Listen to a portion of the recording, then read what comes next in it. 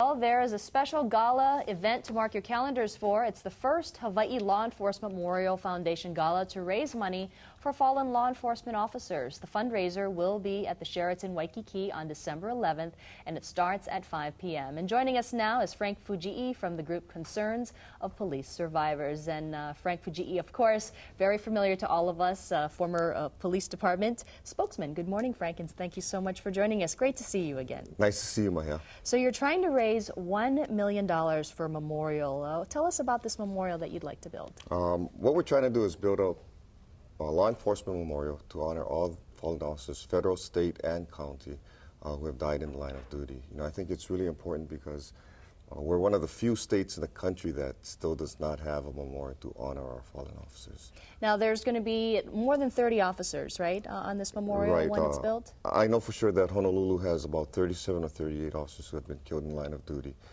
since the police department was founded.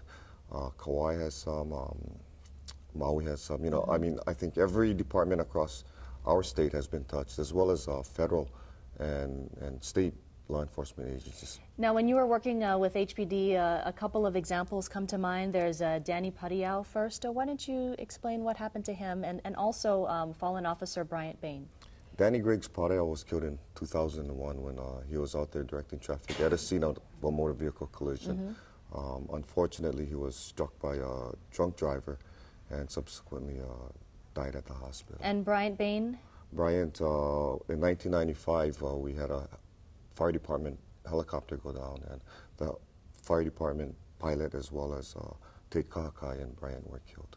Now, I remember during these incidents and so many others, you know, the media would call you and you would be dealing both with the media and with the victims and their families. How would you personally deal with such tragedy and try to keep a brave face during all of this? You know, I think the focus at that time would be to help the family members, you know. And we have terminologies like we're on autopilot and we're there to do a job.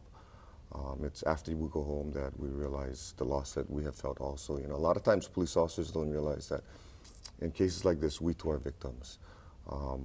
You know, but prior to working with family members whose officers have been killed in the line of duty, I used to always believe that police officers who died in the line of duties were really the heroes.